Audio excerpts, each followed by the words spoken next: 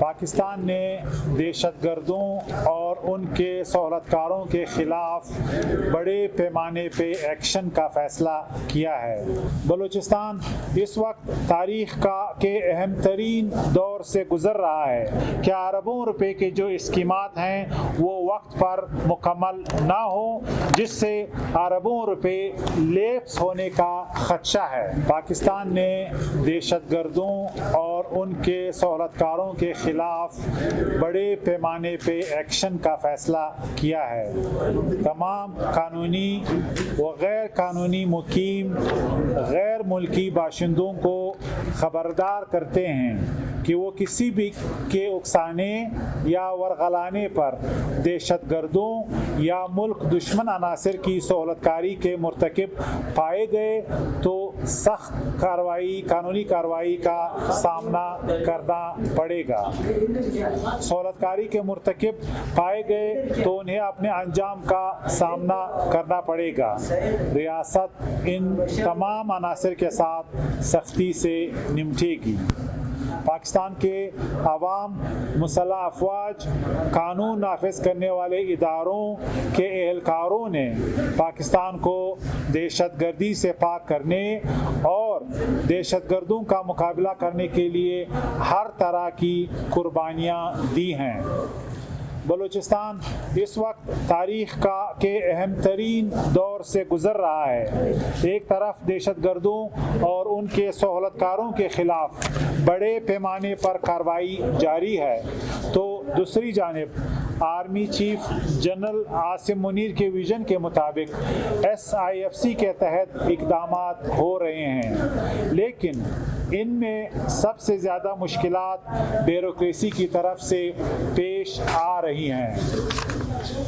اس حوالے سے بلوچستان کی بیوروکریسی روایتی کاہلی اور سرخ فیتہ کی وجہ سے عوام کے مسائل بڑھ رہے ہیں۔ بدقسمتی سے بلوچستان میں نگران حکومت کو وہ اہمیت نہیں دی جا رہی جو آئین کے مطابق دینی چاہیے۔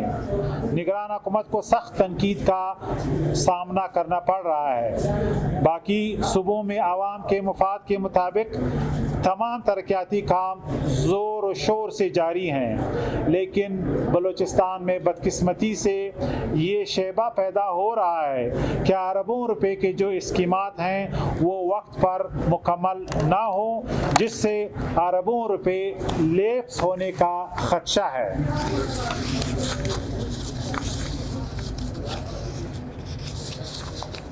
کئی مثالوں میں وزیر اعظم کی ہدایت کو بھی خاطر میں نہیں لائے گئے۔ مثال کے طور پہ بلوچستان کو ملنے والی فنڈز کی کرپشن کی انکوائری بھی ابھی تک شروع نہیں ہو سکی۔ اسی طرح NTS اسکینڈل بھی منظر عام پہ نہیں لایا جا سکا، حتیٰ کہ صوبے کے چیف ایگزیکٹو وزیر اعلیٰ بلوچستان کے ڈائریکٹیوز کے باوجود بیوروکریسی کے مراحت گاڑیوں کی تفصیل کیبنٹ کو پیش نہیں کی گئی۔ اینٹی کرپشن باڈی ابھی تک مضبوط نہیں کی گئی، نہ ان کے پاس وائٹ کالرز کرائمز کی تحقیقات کے لیے ٹیم یا ریسورسز ہیں، اس لیے کرپشن کے بارے میں تشویش موجود ہے۔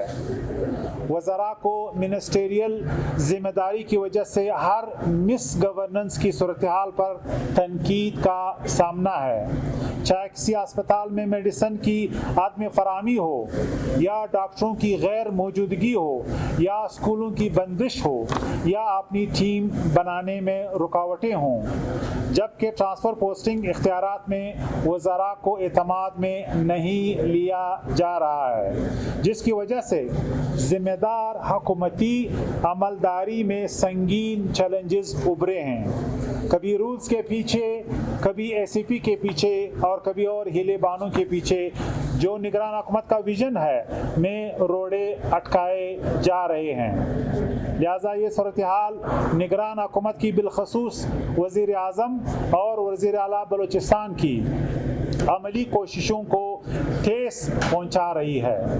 اگر بلوچستان میں بیوروکریسی کا یہ رویہ جاری رہتا ہے تو مایوسی اور پھیلے گی اور دوسرے قسم کے مسائل پیدا ہوں گے۔ لہذا آئین کے مطابق نگران حکومت کو اہمیت دی جائے۔ میں یہاں بالخصوص چیف سیکریٹری بلوچستان کی لیڈرشپ اور کاوشوں کو اور کچھ اور اچھے آفیسروں کو کی خدمات کو خراج تحسین پیش کرتا ہوں، لیکن میں یہ اپیل بھی کروں گا کہ وقت آ گیا کہ بلوچستان کی بیوروکریسی تخلیقی طریقوں سے معاملات کو نئے انداز سے چلائے اور اپنی ایبزارپشن کیپیسٹی کو بڑھائے۔ اس کے علاوہ ملک میں افغان تارکین وطن کی انخلا جو غیر قانونی تارکین وطن ہے جاری ہے، اور ابھی تک تقریباً 4 لاکھ تک لوگ ملک چھوڑ چکے ہیں۔ ہمیں شکایات موصول ہو رہی ہیں کہ افغان عبوری حکومت کی طرف سے واپس جانے والوں کا خیال نہیں رکھا جا رہا۔